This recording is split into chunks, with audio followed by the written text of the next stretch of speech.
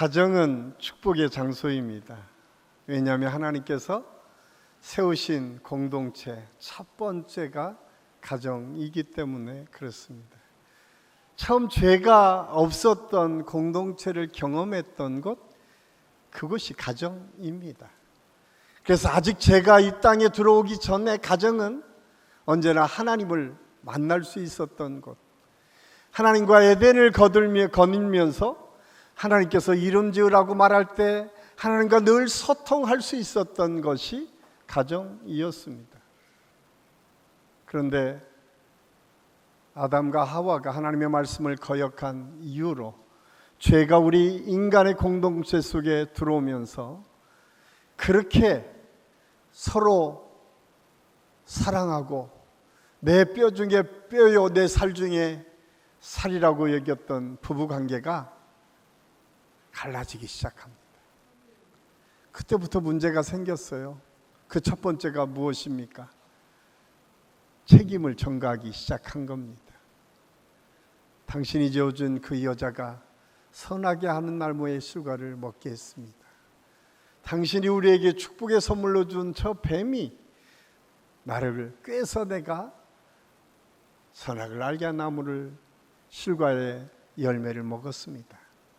이것이 죄를 범한 이후의 가정의 모습, 자기가 하는 일이 모두 즐겁고 행복했던 것이 아니라 부끄러워서 숨을 수밖에 없었던 연약한 모습으로 우리가 바뀌었음을 성경은 우리에게 말씀해 주고 있습니다. 이러한 가정을 하나님께서 이 땅에 예수 그리스도를 보내주시고 그분을 통해서 새로운 공동체를 건설하셨는데 그 공동체가 교회 공동체입니다. 하나님께서는 그 교회 공동체를 통해서 가정을 새롭게 바꿔가기를 원하셨고 또 처음 하나님께서 창조하셨던 그 축복의 동산 에덴 같은 기쁨과 즐거움의 동산으로 우리 가정이 회복되기를 원하시고 계시다고 하는 사실을 우리가 알 수가 있습니다.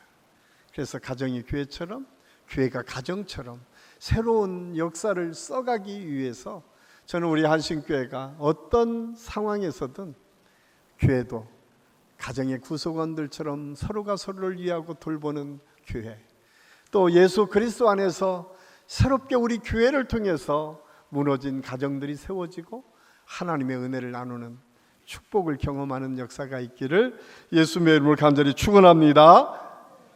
그래서 우리는 가정을 생각할 때에 여러 가지 느낌이 있어요. 예전에는 가정하면 돌아가고 싶은 곳, 가정하면 정감이 있고 언제나 행복한 곳으로 느껴지고 그렇게 생각하는 분들이 있는가 하면 어떤 분들에게는 그 가정을 생각하고도 싶지도 않고 관계 하나하나가 너무 많은 상처와 아픔이기 때문에 그것을 탈출하고 싶다라고 하는 생각을 가진 분들도 있습니다. 오늘날 가정이라고 하는 이 공동체 안에 이렇게 다양하게 느끼는 여러 가지 상황들이 있는 것을 우리가 알게 됩니다.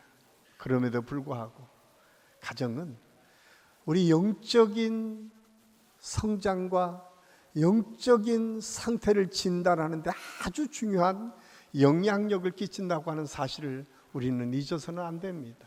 왜냐하면 가정을 통해서 하나님께서는 새로운 하나님의 역사를 회복하시기를 원하시기 때문에 그렇습니다. 저는 우리 한신교회가 우리 모든 성도들의 가정이 이렇게 하나님의 뜻 안에서 가정의 회복과 즐거움의 역사를 우리 가정 예배를 통해서 회복하는 역사가 있기를 간절히 소원합니다. 이 놀라운 축복의 역사를 이스라엘 사람들이 알았어요. 그래서 이스라엘은 언제나 가정을 통해서 신앙을 전수했습니다. 그래서 성경은 하나님 소개하기를 아브라함의 하나님, 이삭의 하나님, 야곱의 하나님, 그냥 하나님이 아브라함의 하나님으로 끝나는 것이 아니라 이삭의 가정과 야곱의 가정과 믿음의 대가 이어지고 전수하는 그런 믿음의 전통이 생겼음을 성경을 통해서 우리에게 말씀해 주고 있습니다. 그래서 아브라함은 가는 곳곳마다 제단을 쌓습니다. 우리가 잘 아는 것처럼 창세기 12장 7절과 9절 말씀에 보면 아브라함은 가는 곳곳마다 제단을 쌓고 여호와의 이름을 불렀다. 이야기가 곧 하나님께 예배했다라고 하는 의미입니다. 그런데 이 믿음의 모습을 봤던 이삭도 가는 곳곳마다 제단을 쌓습니다. 그 모습을 봤던 아들 야곱도 가는 곳곳마다 제단을 쌓고 하나님의 이름을 부르며 예배했음을 성경은 말씀해 주고 있습니다. 이 믿음의 전통이 이스라엘 백성들에게는 안식일이라고 하는 전통을 통해서 계속 수천 년 동안 이어져 왔음을 성경과 이 세계의 역사는 우리에게 말씀해 주고 있습니다. 특별히 이스라엘 백성들이 지켰던 안식일, 그 안식일에 모든 가족들이 함께 모여서 함께 예배드리는 것이 하나의 전통이 되었음을 알 수가 있습니다. 한국교회도 이 믿음의 전통이 참 이어졌으면 좋겠는데 중요한 것은 최근 한국교회가 여러 가지 어려움 속에 처해져 있었다라고 하는 통계들을 볼 수 있습니다. 2012년 통계를 보면 그리스도인들의 비율이 22.5%였는데 2023년에 보니까 16.6%로 한 6% 정도 떨어졌다라고 하는 통계가 있습니다. 그러면 어떤 분들은 6%밖에 떨어지지 않았어요 라고 생각할 수 있는데 대략적으로 6% 하면 몇 명 정도 될까 추정을 해보니까 한 120만 명 정도 된다라고 얘기합니다. 그럼 120만 명 정도라고 하면 여러분 1000명 교회가 100개, 100명 교회가 10,000개가 없어졌다는 거예요. 6년 만에 그렇게 많은 교회가 우리나라 곳곳에 무너졌다라고 하는 사실을 이 통계는 우리에게 가르쳐주고 있습니다. 그런데 문제는 여기에 머무르지 않고 가난한 성도가 점점 늘어난다는 거예요.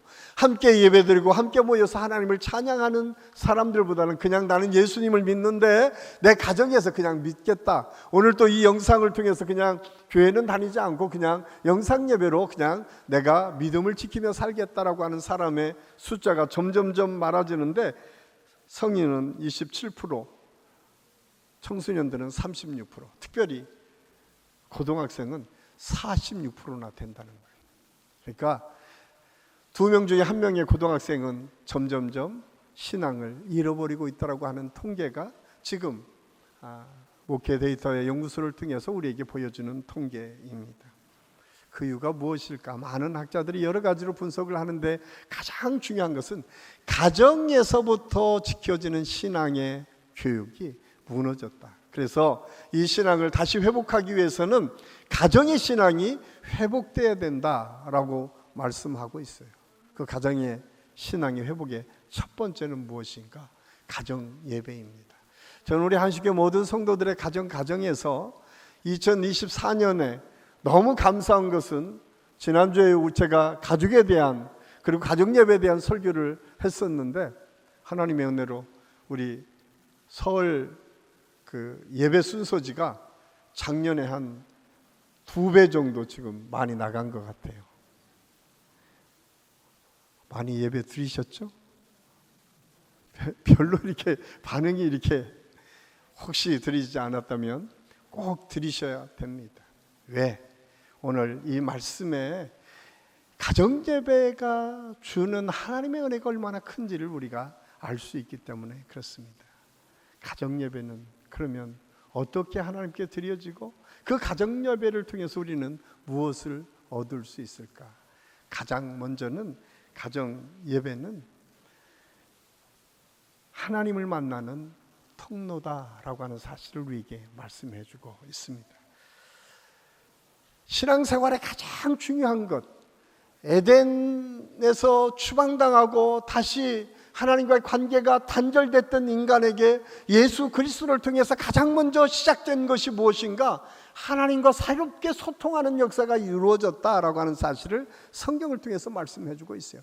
단절된 하나님의 관계가 회복되어서 이제 누구든지 예수 그리스도의 이름으로 하나님을 찾고 구하고 하나님을 만날 수 있는 은혜가 있다. 이 은혜의 현장이 예배다. 오늘 우리가 예배드리는 이 현장이 곧 하나님과 다시 소통하는 현장이다라고 하는 사실을 우리가 알아야 됩니다. 그래서 오늘 에베소 6장 1절 2절 말씀은 자녀들아 주 안에서 너희 부모에게 순종하라 이것이 옳으니라 내 아버지와 어머니를 공경하라 이것은 약속 있는 첫 계명이니. 예배는 이렇듯 하나님의 말씀이 선포되어지는 것을 통해서 시작됩니다.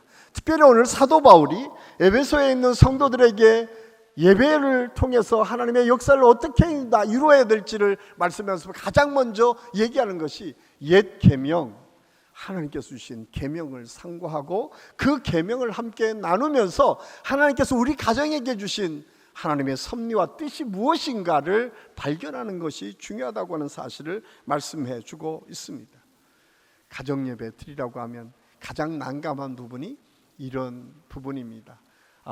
우리 집에 지금 설교할 사람이 없습니다. 우리는 목사님 가정도 아니고 신학생이 있는 것도 아니고 또한 장로님이 계신 것도 아닌데 어떻게 예배를 드릴 수 있을까요? 그거는 우리가 말씀 선포를 너무 협소하게 이해하기 때문에 그렇습니다. 성경을 보면 말씀의 선포는 말씀을 읽어가는 것에서부터 시작되었습니다. 우리가 잘 아는 것처럼 느헤미야 8장에 보면 이스라엘 백성들이 바벨론의 포로로 잡혀 있다가 새롭게 이스라엘로 회복한 하나님의 역사를 증언하고 있는데, 그 당시에 에스라 선지자가 하나님의 말씀 율법책을 들고 앞에 서서 수물 앞 광장에 많은 사람들을 모여놓고 에스라 선지자가 먼저 서서 율법책을 펴고 율법책을 피니까 모든 이스라엘 백성들이 자리에서 일어났다라고 성경이 기록하고 있어요. 그래서 어떤 교회에서는 하나님의 말씀이 읽혀질 때는 다 일어서서 말씀을 받습니다. 그리고 에스라 선지자가 율법을 읽어나가기 시작하니까 성경이 그렇게 기록하고 있어요. 아멘, 아멘, 아멘으로 응답했다라고 성경은 기록하고 있습니다. 이것이 말씀 선포의 출발이고 시작입니다. 그래서 우리 가정 안에서 예배를 드린다라고 하는 것은 말씀이 읽혀지는 것입니다. 말씀이 선포되는, 그냥 읽어지기 시작하면 이미 그 말씀의 선포가 이루어졌다라고 하는 사실을 우리가 알 수가 있습니다. 말씀을 낭송하는 것, 이것이 말씀 선포의 한 부분임을 성경은 우리에게 말씀해 주고 있습니다. 그러면서 이 광경을 목도했던 느헤미야가 느헤미야 8장 10절에 이런 고백을 합니다.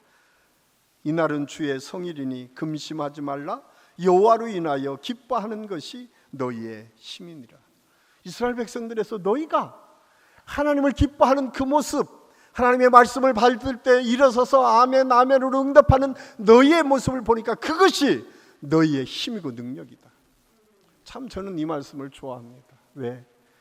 우리 한식교 모든 성도들을 예배 드리면서 이미 말씀이 읽혀지는 그 순간 여러분의 마음에 감동이 시작되면 그것이 우리의 삶의 능력이고 힘이 될 수 있기 때문에 그렇습니다.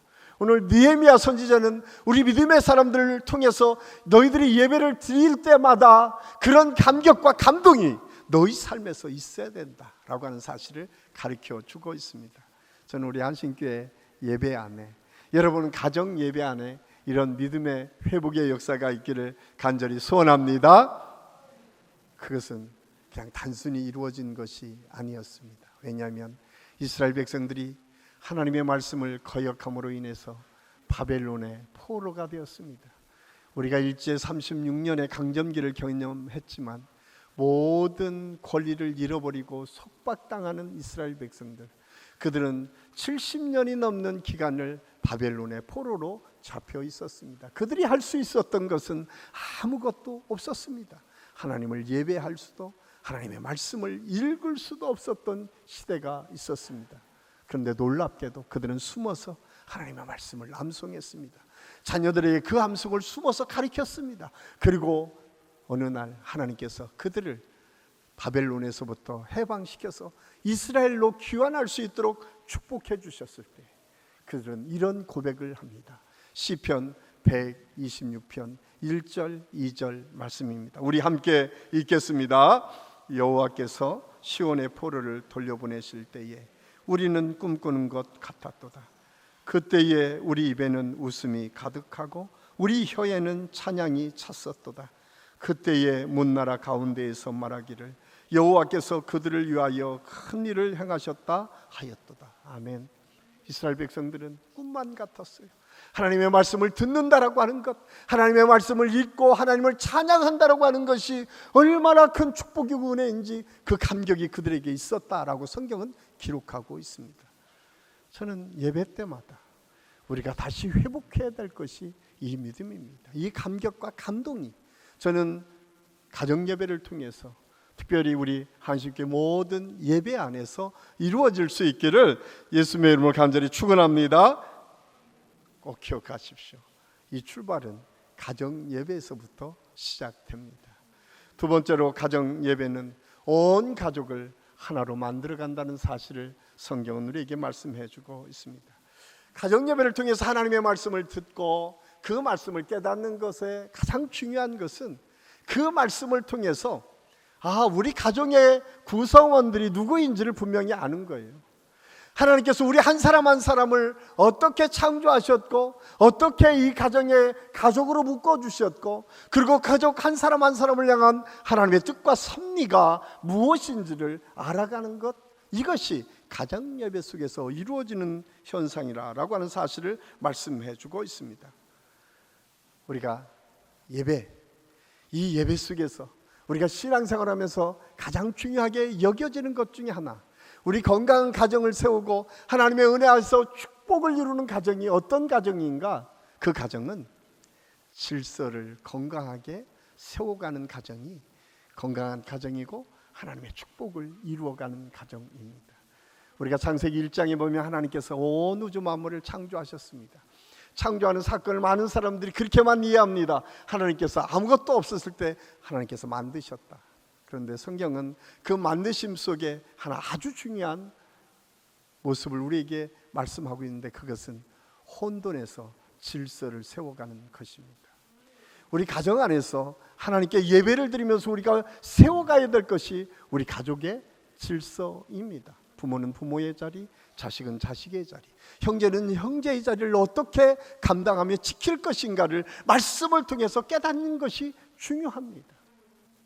그렇기 때문에 예배는 단순히 하나님께 영광을 돌리는 것뿐만 아니라 그 영광의 예배 속에 말씀을 통해서 가족의 구성원들의 위치와 그들이 해야 될 일과 관계들이 어떻게 그리스도 안에서 아름다운 열매들을 맺혀갈지를 결정하는 것, 그것이 예배 속에서 이루어진다는 사실을 알 수가 있습니다. 오늘 우리가 읽은 에베소 6장 1절에서 4절까지 말씀 읽기 전에 에베소 5장 21절 말씀에 보면 이렇게 기록하고 있습니다. 그리스도를 경외함으로 피차 복종하라. 이 말씀을 사도 바울이 선언하고 선포하면서 그 후에 22절에서부터 시작되는 것이 부부관계입니다. 그리스도 안에서 피차 복종하는 부부관계, 아름다운 연합을 이루는 부부관계가 무엇인가를 설명하고, 오늘 우리가 읽은 6장 1절에서 4절까지 말씀은 부모와 자식 간의 관계를 설명하고, 그 다음 이어서 종과 상전과의 관계를 설명하고 있습니다. 이 관계의 핵심이 무엇인가? 피차 복종하는 거예요. 피차 서로 격려하고 존중하고 이루하는 관계, 그 기초가 건강한 관계, 하나님께서 원하시는 관계를 이룰 수 있는 비결임을 오늘 성경은 우리에게 말씀해 주고 있습니다. 저는 예배에서 이것을 배우는 것입니다. 하나님 앞에 순종하는 법을 통해서 부모에게 순종하는 법을 배우고, 하나님의 사랑을 느끼고 체험하면서 자식들을 사랑하는 법이 무엇인지를 우리가 깨닫게 되는 것입니다.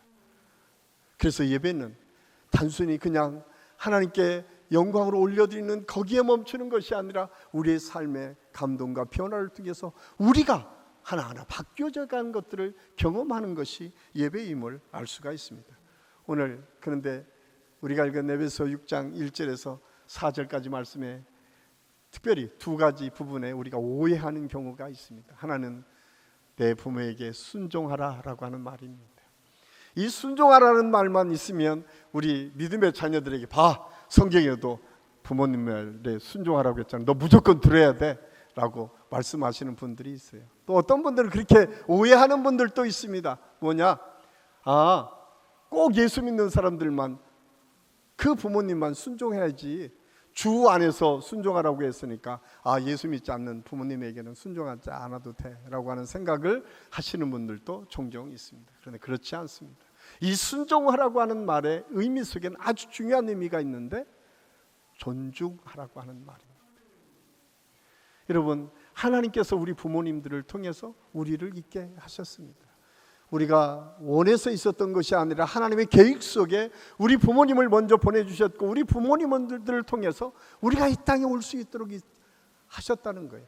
그렇기 때문에 우리는 부모님을 존중해야 됩니다. 부모님을 인정하고 공경해야 됩니다. 그래서 성경은 약속 있는 첫 계명이라고 말씀하고, 약속이 있다라고 하는 것은 무엇입니까? 축복의 약속이 있는 거예요. 너희가 이 땅에서 잘되고 장수할 것이다. 제가 언젠가도 한번 말씀을 드렸죠. 여러분, 오래 살고 싶으세요? 자, 오래 살고 싶으면 뭐 하라고요? 부모에게 순종하라. 오래 살고 싶으면 부모를 공경하라고 성경은 아주 분명하게 명시하고 있습니다.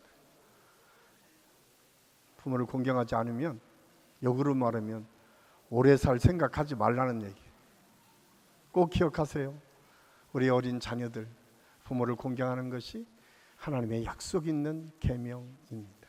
그런데 여기에서 중요한 것은 그냥 공경이라고 하는 의미 속에 존중감, 부모님의 위치를 인정하고 부모님이 어떤 분이신지를 인정하는 것, 그분이 예수님을 믿든 믿지 않든 그분을 통해서 우리를 있게 하신 하나님께서 그분을 존중하도록 우리에게 하나님의 말씀을 주셨다는 사실을 우리는 잊어서는 안 됩니다.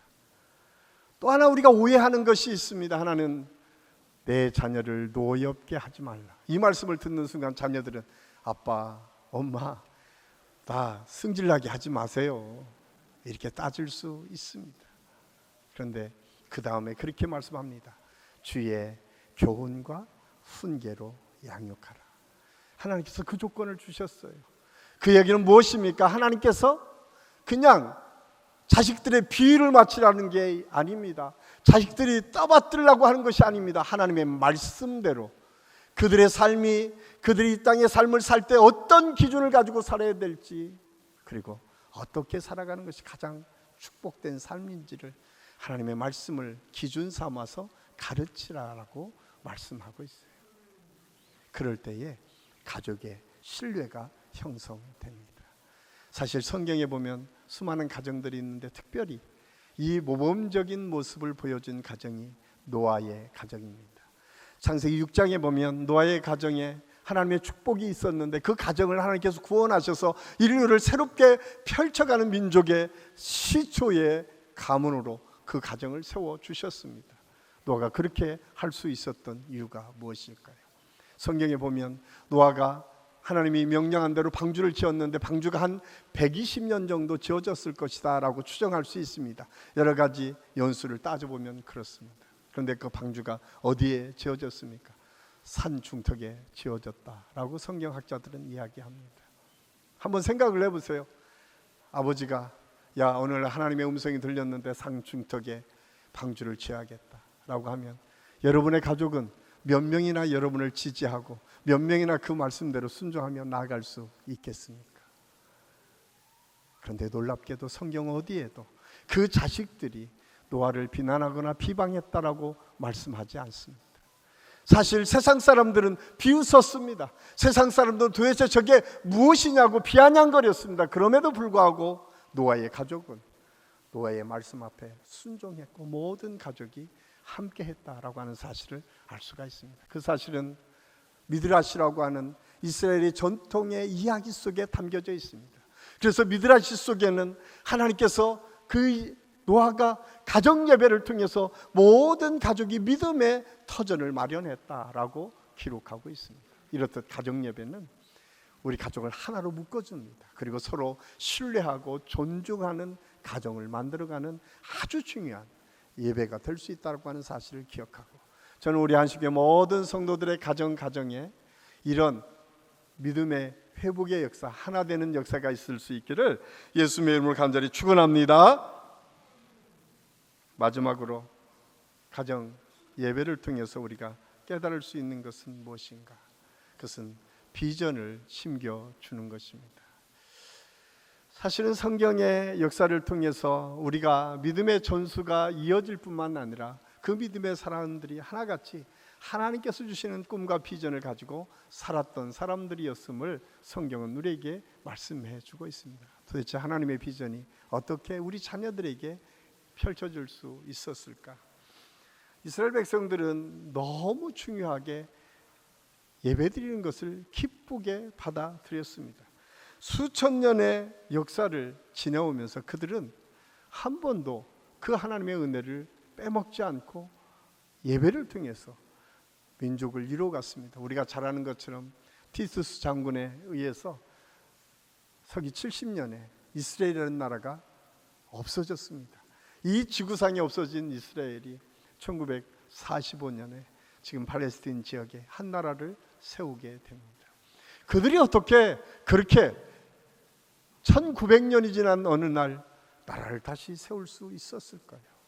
그 이유는 세 가지로 학자들은 얘기합니다. 하나는 이 가장 중요한 가정예배의 힘이다라고 얘기합니다. 예배를 통해서 언어가 통일되고 유월절을 함께 지키면서 문화가 하나가 되고, 또한 그 예배를 통해서 세대가 통합되는 과정을 통해서 그들이 어느 순간에 같이 모였지만 전혀 차이를 느끼지 못하고 새로운 민족을 이룰 수 있었다라고 이야기를 합니다. 그 힘이 무엇이었는가? 그 힘은 밥상머리 교육이었다라고 이야기를 합니다. 유대인의 밥상머리 자녀교육이라는 책을 쓰고 지금도 유대교육을 통해서 그리스도의 가정들을 세워가는 일을 하시는 이영희 교수는 밥상머리 교육이 자녀교육이라는 책에서 이렇게 기록하고 있습니다. 나는 오랫동안 이스라엘에서 생활하며 이스라엘의 교육을 온몸으로 체험할 수 있었는데 유대인의 밥상머리 가운데 그들이 신앙을 전수하고 세계적인 인재를 양성한 자녀교육의 비밀이 있음을 발견했습니다. 유대인들은 밥상머리에서 인내심과 예절과 지혜를 가르침으로써 수많은 위안과 지도자를 길러냈고 가족들과 함께 장을 보면서 일찌감치 경제 개념을 배우게 했다는 사실을 알게 되었습니다. 유대인들은 우리가 밥 한 끼 해결하면 그만이라고 생각할 수도 있는 평범한 밥상머리 속에 상상할 수 없는 영적이고 교육적인 비밀이 숨어 있음을 일찌감치 깨달았습니다. 우리는 그냥 밥 한번 먹자라고 그냥 지나칠 수 있는 이 한 가지 일을 통해서 그들은 수천 년의 역사를 뛰어넘는 새로운 일을 시작하는 역사를 만들어냈다라는 이야기입니다. 여러분, 예배는 밥 먹는 거와 같습니다. 그냥 예배를 특별히 이제 우리 예배드리자 이것이 아니라 우리가 매일매일 밥을 먹는 것처럼 우리 온 가족이 함께 둘러 앉아서 하나님께 예배를 드립니다. 이 예배를 밥상머리 교육에서는 예배를 통해서 하나님의 역사를 이루게 되는데, 저는 오늘 말씀을 준비하면서 이 예배 속에 담겨져 있는 히브리어 세 가지를 같이 설명을 하면서 우리 교회 모든 예배 속에 이 요소가 들어있고 이 요소를 통해서 하나님과 깊은 영적인 만남을 이어가기를 소원합니다. 이 세 가지 히브리어는 첫 번째가 하가라고 하는 것입니다. 하가는 우리가 잘 아는 말씀, 시편 1편 1절에서 2절까지 말씀에 보면 복 있는 사람은 악인의 꾀를 따르지 아니하고 죄인의 길에 서지 아니하고 오만한 자의 자리에 앉지 않고 오직 여호와의 율법을 주야로 묵상하는 자로다. 주야로 묵상하다라고 하는 표현이 이 하가라고 하는 표현입니다. 이 하가의 의미는 우리가 묵상이라고 하니까 그냥 내가 명상하는 것 정도로 이해를 하는데, 이 하가의 본래적인 의미는 읊조리다라고 하는 의미가 있습니다. 되새기다라고 하는 의미가 있습니다. 으르렁대다라고 하는 의미가 있습니다. 외치다, 소리 지르다라고 하는 의미가 있습니다. 이 이야기는 무엇을 의미합니까? 이스라엘 백성들의 묵상법, 하가라고 하는 이 묵상법은 무엇이냐면 모든 사람이 들려지도록 하나님의 말씀을 읽고 선포하는 것입니다. 여러분 꼭 기억하십시오. 우리가 예배 드리면서 가장 먼저 우리 예배 속에 있어야 될 것이 하나님의 말씀인데, 하나님의 말씀이 모든 모여있는 사람의 귀에 들려지도록 읽는 것이 중요합니다. 그래서 거기에 있는 구성원, 때로는 그것이 자녀일 수 있고 부모일 수 있고 누가 상관없습니다. 그런데 중요한 것은 모든 사람의 귀에 들리도록 말씀이 읽혀지게 하는 것. 그런데 읽는 것뿐만 아니라 반복하라고 말씀하고 있어요. 하가는 반복해서 암송될 때까지 계속해서 읽어내는 것, 이것이 하가라고 하는 의미 속에 담겨져 있는 특별한 예배의 방식이었습니다. 그런데 이 하가를 통해서 이스라엘 백성들은 하나님의 말씀이 암송되어지고 하나님의 말씀이 체화되어지고 하나님의 말씀이 그들의 생활 속에서 나타날 수 있었음을 알 수가 있습니다. 저는 우리 한신교회가 그런 하가라고 하는 이 암송하는 역사가 우리 가정 안에서 언제나 있어서 우리 아이들이 하나님의 말씀을 언제나 암송하고 그 말씀이 우리 마음속에 새겨져서 그 말씀이 우리 입술을 통해서 나올 수 있는 아름다운 역사가 있기를 간절히 소원합니다. 이것이 하나님의 말씀의 선포입니다. 또 한 단어는 하브루타입니다.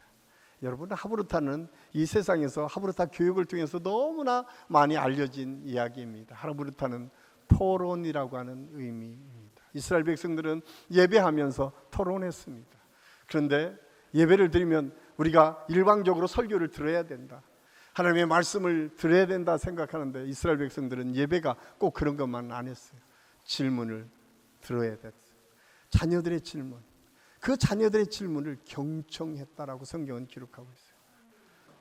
경청, 부모가 아무리 어린 아이의 이야기라도 경청할 수 있어야 돼요.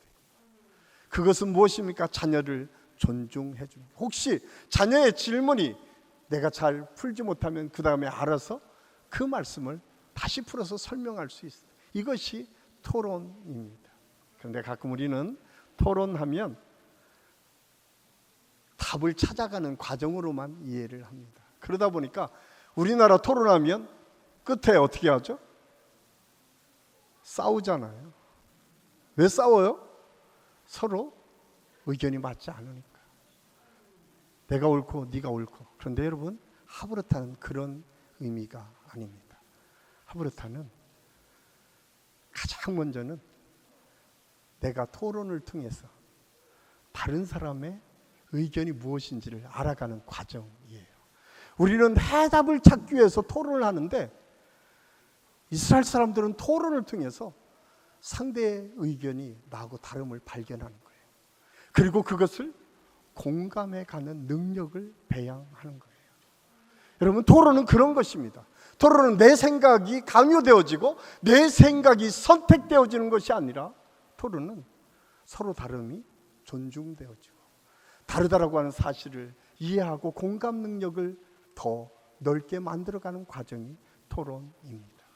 그렇기 때문에 토론의 결과는 너무 행복한 순간에 또 다른 사람에게 의견이 내게 또한 지혜가 될 수 있고 또 다른 사람의 생각이 내가 새로운 길을 열어가는 힘이 될 수 있기 때문에 그렇습니다. 이것이 예배의 과정을 통해서 이루어지는 것입니다.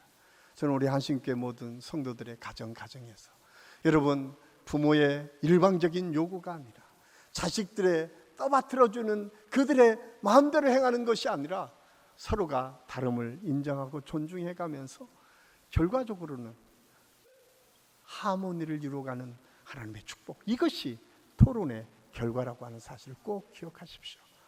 마지막으로 쯔다까입니다. 쯔다까는 구제라고 하는 의미입니다. 이스라엘 백성들이 하나님께 예배를 드리고 가장 마지막에 행동했던 것이 이 쯔다까입니다.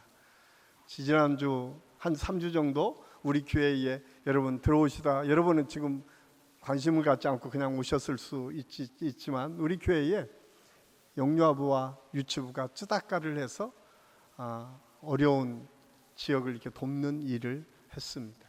그래서 한 3주 동안 전시를 했는데 지금 우리 교회 영유아부와 유치부는 계속해서 가정에서부터 쯔다까를 하고 있습니다. 그리고 그 쯔다까를 가지고 힘들고 어려운 사람들을 돕고 있습니다. 이스라엘 백성들이 밥상머리 교회에서 마지막 행동이 뭐냐? 아버지의 축복이 끝난 다음에 이스라엘 사람들은 어린 그 예배 중에 가장 어린 애가 깡통처럼 쯔다카 통이 있습니다. 쯔다카 통을 막 흔들어대면서 세계를 먹여 살립시다. 세계를 먹여 살립시다. 그리고 부모님들은 소리 나도록 그냥 흉내만 내는 것이 아니라 반드시 소리가 나게 해서 이 세계를 먹여 살리는 일에 우리 모두가 동참한다라고 하는 것을 아이들에게 가르칩니다. 사실 이스라엘 사람들이 여러 가지 성공 사례들을 이야기하면서 가장 성공한 사람들의 이야기 중에 하나가 이 쯔다카를 통해서 자기 비전과 꿈이 단순히 우리 가정 나 하나 잘 먹고 잘 사는 것에 그치지 않고 세계를 먹여 살리는 그 비전과 꿈을 어려서부터 키웠기 때문에 그렇다라고 하는 사람들이 참 많이 있는 것을 볼 수가 있습니다. 여러분은 여러분의 자녀를 어떻게 양육하기를 원하십니까? 더 놀라운 것은 이스라엘 사람들은 이 쯔다카를요 그냥 구제하는 것으로 그치지 않습니다. 거기에는 굉장히 중요한 신앙적 결단이 있습니다. 모든 물질의 주인은 하나님이심을 고백하는 것입니다. 내게 있는 이 물질 가운데도 반드시 또 다른 사람에게 나누어야 될 지분이 있음을 스스로 고백하는 거예요. 그래서 당신이 단순히 물질만이 아니라 지식도 그가 가지고 있는 힘도 다른 사람과 나누는 일에 기부 행위를 통해서 이루어진다는 사실을 그들이 계속해서 가르치고 있습니다.